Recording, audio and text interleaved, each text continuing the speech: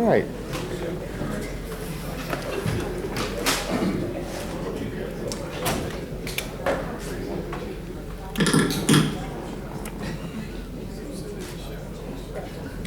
You can just give me a thumbs up when we're ready to proceed.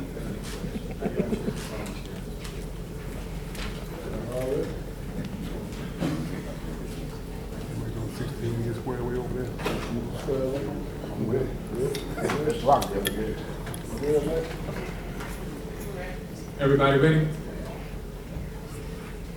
Good afternoon, everyone. We stand here today to express our concern and the city's desire, intent to stand strong in our resistance against violence in our city. In the wake of recent events where we've seen tragic life lost within the recent days, we stand here to reassure the citizens of our city that we are firmly committed against violence in our city. We intend to put the appropriate measures in place to make certain that our police department has all of the tools necessary in order to do their jobs. We've been having recent discussions within our budget and how we can increase the number of officers and bring in a recruiting class to adequately protect our city. We also stand behind the proposition that we do not believe that the issue of violence and crime is limited to police. So we're also firmly committed to eradicating the conditions which lead to crime. We stand and would like to offer our condolences to the families of David Paul Peden, Jesse James Stuckey, Chelsea Lynn Kirkenston, Reginald Kamen, and Malik McEntee. We ask that you continue to pray for these families, that you stand with them and we unite as a city against the issue of violence. I too and my family have seen the horrible effects of violence. In 1992, my brother was shot in the head on the corner of Poindexter and Lynch Street. So we are no friend of crime. And so we will be tough. We will be tough. We will be tough when it comes to crime. But we also will be intelligent, and we will seek to eradicate those conditions which lead to it. I'm grateful to have our chief here with me. I'm going to offer him an opportunity to say a few words regarding this matter. We're also happy to have our city council members here as we demonstrate unity, and also Dwayne O'Neill from the chamber, and as we demonstrate unity in our city and our collective concern for all of the safety and well-beings of all the citizens that either live or travel through our city each day. Thank you. Good afternoon. The only thing I can add to the mayor's comments is this. The problem of violent crime has been one that has plagued our city for a number of years now. And to be quite frank about it, it's nothing that's necessarily unique to Jackson, Mississippi. But Jackson, Mississippi is where we live, and the issue for us must be addressed by us. So we just have to continue to be resilient. Some battles are not won overnight, but we must have the courage to continue to fight, because there is no other choice. Jackson, Mississippi and its people are the greatest people on the face of the earth. And it's our position that we're going to do everything that we can to keep this city safe as many times as it takes. There's no quit in us, there's no give up in us, and we're going to do whatever it takes to make this a safer city. But I think we all know, finally, that the problem of violent crime is not just limited, the solutions are not just limited to law enforcement. I've always been of the opinion that anytime one of these incidents occurs, somebody in the community knows about it, even the most remote crime. Somebody knows. So it's up to all of us, citizens, police, courts, corrections, churches, schools, everybody to come together and continue to fight to make Jackson, Mississippi, our home, a safer place. Thank you. I would also like to give some of the council members an opportunity to share words that they have, but I just want to underscore this point. Because some people may ask, what is different about our approach today compared to the approach that we may have had in the past. And that is that we are looking at holistic solutions to crime. Understanding, as I stated and as the police articulated, that it's not just an issue of policing. And so we're looking at how we eradicate. Crime is not unique to Jackson. Crime is not unique to majority black populations. Wherever you find high poverty, you find high crime. So it's about making certain that we properly give all of the tools and resources to our police department to do their jobs. But it's also about how we create opportunity within our city so that individuals are led away from those conditions which lead to it. And so we're looking to do those things in a number of ways, and we're looking to be a more efficient city, and that's in terms of how we provide services to citizens, but it's also about how we provide protection to citizens. And so I just want to assure everyone that we will be vigilant as it pertains to the issue of crime. And the citizens can know that they have the full commitment of the police department, of this council, and of the mayor's office as we deal with the issue of crime. Thank you. I will leave the mic to the council persons. Come as you may desire. Councilman Banks is closest, so I'll give him the opportunity. Listen, first of all, I want to commend this mayor for taking a stance, early on, first 100 days to get out and to say something about crime. But one of the best things I want to commend is that the proof is going to be in the pudding. And that is that we help fund our officers. I think that Jackson, Mississippi has some of the best officers in the state of Mississippi, and we have the best police department. But it just doesn't take policing alone from the police department to help us solve this issue. I said a long time ago that if you see something, you got to say something. And so it's going to take our constituency, it's going to take our citizens, it's going to take the people. When we see people that are walking up and down the street that may look like they're up to no good, say something, get to know them. And when we become that community, we can help eradicate crime. Again, our hats off to the men and women in blue, and we got to stay in lock arms with them, and we will really address this issue.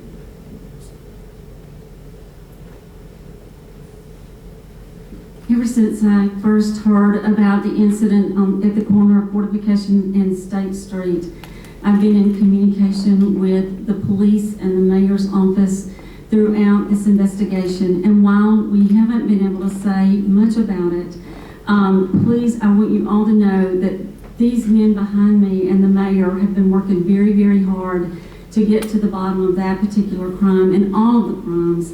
And so I want to say thank you to all of them. I know they've had some sleepless nights and some long hours, and I know they're going to keep working on it until we know the answers. And I'm very grateful to all of them. Thank you.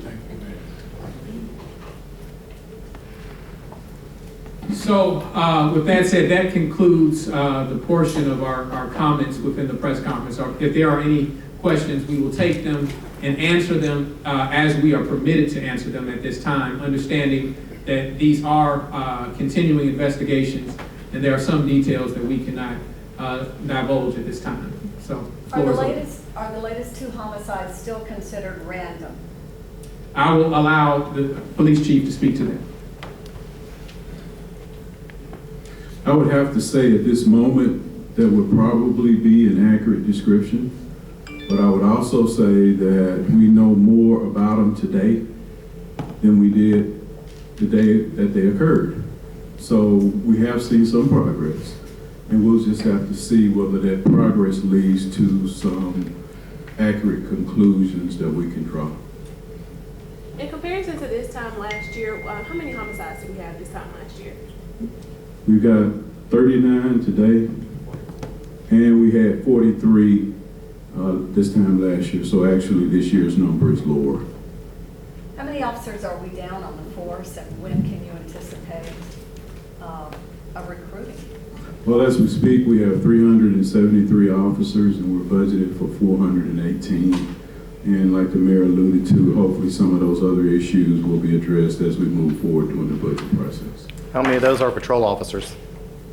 How many of those are patrol officers, officers actually out in the field? About 210. And let me just provide a little more to that particular question. Incorporated within our proposed budget is an opportunity to include a recruiting class for our officers. We've had a critical shortage at this time, and we're looking at a number of officers coming up for retirement. And so it's critical that we step up our efforts to recruit new, dedicated, committed talent. And let me underscore this, that I'm thankful to our police department as they have been providing details and critical information to us so that we are kept in the loop as this process proceeds. There is information that we have been able to glean with regard to those recent crimes, but we're not able to share that at this time. What's happening with the Violence Reduction Network, and could you comment on other solutions besides adding more officers to the police force? Well, the Violence Reduction Network is no longer the Violence Reduction Network. It is the Public Safety Partnership. It got renamed with the new administration, and actually we're moving with deliberate speed as far as that's concerned. Next month, in fact, a group of us are going to New Orleans for the yearly summit, so to speak, and we're happy with the progress that we're making with the PSN. What was the second part of your question? Are there other solutions besides funding for more officers? I'll take that. So as I've always stated, that I don't think that the issue of crime is limited to the issue of policing, and we have to take a comprehensive look to how we address crime. What that means is, as I point out in my analysis, that crime isn't unique to Jackson. Wherever you have high poverty, you have high crime. And so we're actually looking at opportunities to create jobs that lead people from lives that tend to intersect with issues that bring crime forth. We're looking to create such things as an access center where we can take a grant that has been given to the city by Bloomberg and create opportunities for handling city services and match that with recidivism programs so that people can take on those jobs. We're also looking at how we can engage youth more. I believe that every block is going to be organized by somebody. It'll either be organized by a positive force or a negative force. And so we're going to make certain that we put the proper emphasis on programs and team programs that allow us to decide that we're going to control the blocks. And so those are some of the efforts, and there will be many more initiatives going forward that we see as mechanisms that allow us to attack the conditions which lead to crime. We have time for one last question. Chief, so you've made several adjustments within the department. You've made some moves. Is that due to crime, or is it just due to shortage on the police force? It was due to shortages as it relates to the patrol division. Any police department is built, foundation of it is the patrol division, and we will not allow our officers to operate shorthanded in the precincts. So we were moving in that direction, and we made an adjustment to do that. To be honest with you, and to be honest with everybody, I'm not afraid of honesty. The crime numbers are down.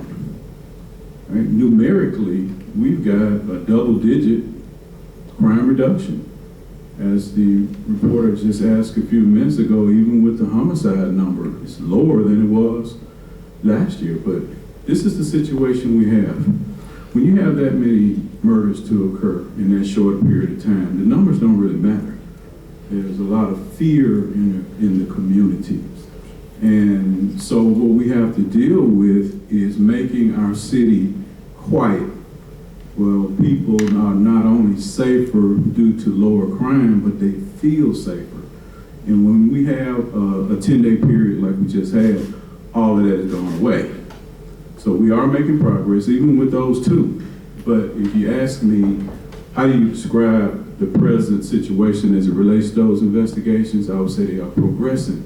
But then if I said, if it's not random, how do you know it's not random? There's information that we have that we cannot talk about at this particular point, and we hope that it continues to grow. But one other thing too, random shootings in Jackson historically have basically been non-existent. Most of the shootings that we have, and even a couple of the shootings that we had over the last 6 or 7 days, are domestic There are disputes that people can't seem to find other ways to resolve other than deadly violence. I think if the purpose of the question is for people in the city to think, if I get in my car and go to the store, I got a good chance of getting shot. I don't think that's the case. There's nothing to indicate that. So we have to say what we have to say because we can accurately prove what we say. But we are progressing, and hopefully we'll have a different set of circumstances to report on in the near future. Thank you, Doc. Thank you.